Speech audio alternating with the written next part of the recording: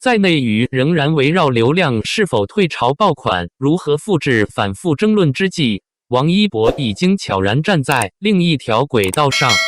他不再只是被动参与项目的演员，也不是单一赛道上的明星，而是一个正在被系统化打造，同时又在主动反向塑造体系的 IP 中枢。如果说传统艺人的价值在于作品与热度，那么王一博的价值正在被重新定义为一种可持续运转的内容生态。时间拨回到2026年3月27日，这一天的信息密度极高，也被不少业内人士视为一个标志性节点。首先是社交平台身份的变化，他将微博昵称从 UNIQ 王一博改为王一博 YIBO， 简介中删除了 UNIQ 组合成员。这一调整看似简单，却具有极强的象征意义，从团体标签中抽离，转向个人品牌主权的强化。与此同时，代表作排序的变化也耐人寻味。探索心境被放在显著位置，与电影《无名长空之王》并列。这意味着纪录片与电影不再是跨界尝试，而是同等重要的内容支点。而在商业层面，乐华娱乐官宣续约，并提出授予1250万股受限制股份单位。这一举措在资本语境中十分明确，核心资产需要通过股权绑定来稳定。将这些信息拼在一起，你会发现，这并不是一次普通的续约，而是一次身份升级的同步官宣。要理解这一切，绕不开王长田与光线传媒提出的新战略。2026年2月27日，王长田在内部信中明确提出，公司将从高端内容提供商升级为 IP 的创造者与运营者。其核心逻辑可以被拆解为3点：电影只是起点，而不是终点； IP 需要长期运营，而不是一次性变现；内容与商业要形成闭环。换句话说，光线不再追求单个爆款，而是试图构建一个可以反复衍生、不断扩展的 IP 宇宙。在这样的体系下，艺人不再只是执行者，而是 IP 的重要组成部分，甚至是核心入口。问题随之而来，在众多艺人中，为什么是王一博最适合成为 IP 样板间？答案并不复杂，但极具说服力。一、影视线，主流认可与商业票房兼具。从无名到长空之王，王一博完成了从流量演员到主流电影演员的跃迁。他不仅进入主旋律与工业大片体系，还获得了金鸡、华表等权威奖项的认可。二、赛车线，从兴趣到专业壁垒。他并非玩票性质的明星赛车手，而是真正进入职业体系的选手。GT3 赛事成绩与85号车手的标签，让他在体育领域拥有真实且稀缺的身份。三、户外线，纪录片带来的 IP 延展。纪录片探索心境不仅获得国际泰利奖金奖，还成功将户外探索这一垂类内容与个人形象绑定，形成差异化标签。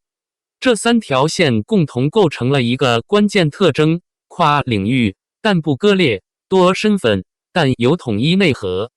更值得注意的是，王一博并不是被动进入这套体系，而是早已提前布局。从2020年开始，他通过控股公司注册王一博 YIBO 等商标，覆盖多个品类。这一行为在商业逻辑中极为关键，意味着他将姓名与形象转化为可控资产。随后，他逐步强化个人工作室的独立性。到2025年，成立上海艺博文化传媒工作室，直接主导影视、商务与项目合作。在国际资源层面，他签约 Creative Artists Agency CAA， 将触角延伸至全球市场。这一系列动作指向同一个核心 IP 的控制权必须掌握在自己手中。表面上看，这次续约是乐华用股权稳住核心艺人，但从另一角度看，这更像是一种双向绑定。对乐华而言，锁定顶级 IP， 确保长期收益；对王一博而言，获得更大自主权与资源整合能力。这种关系已经不再是传统的艺人与经纪公司，而更接近于合伙人与平台。当我们把视角拉高，会发现一个更深层的变化。王一博正在从内容参与者转变为内容发起者。他不只是出演项目，还可以发起纪录片，参与品牌共创，构建个人赛事 IP， 吸引资本进入项目。这意味着他本身已经成为一个内容源头。网友热议、掌声与质疑并存。随着这一系列动作曝光，网络舆论也迅速分化。支持派观点，不少网友认为这是一种降维打击式的发展路径。别人还在争番位，他已经在做 IP 体系了。娱乐圈终于有人走长期路线，而不是靠热搜续命。影视加赛车加户外，这种结构太稀缺，很难复制。双引号。还有人指出，他的路径更接近国际艺人模式，而非传统内娱，有点像欧美艺人那种多身份经营，不局限娱乐圈。质疑派声音，但与此同时，也有不少质疑声。说白了，还是资本包装 IP 这个词被用烂了。赛车和户外真的有那么大市场吗？能长期变现吗？一旦影视作品断档，这套体系会不会失效？双引号。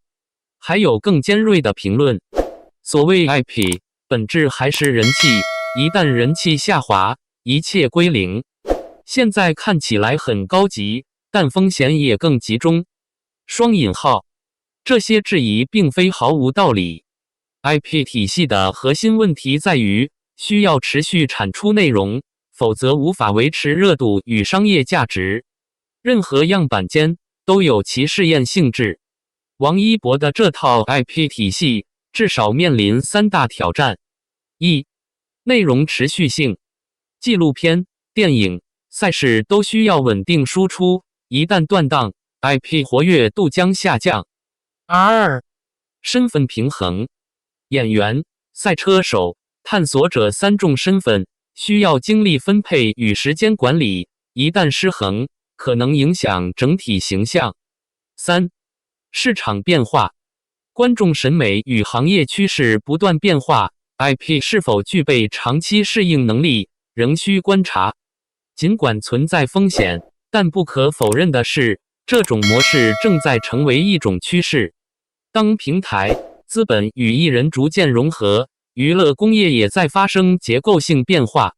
艺人从资源接受者变为资源整合者，内容从单点爆发转向系统运作，商业从代言驱动升级为 IP 驱动。在这个背景下，王一博更像是一个实验样本。结语：样板间还是未来？回到最初的问题，这是一个成功范本，还是一次高风险试验？或许答案并不在当下。如果它能够持续输出高质量作品，保持多领域竞争力，那么这套 IP 样板间将成为行业参考模板。但如果内容供给跟不上，或市场环境发生剧烈变化，它也可能沦为一个阶段性案例。对于观众而言，这不仅是一位明星的成长路径，更是一场关于娱乐产业未来形态的实时观察。所以，当你在看王一博又做了什么的时候，也许真正值得关注的是，一个人如何一步步把自己活成一套系统。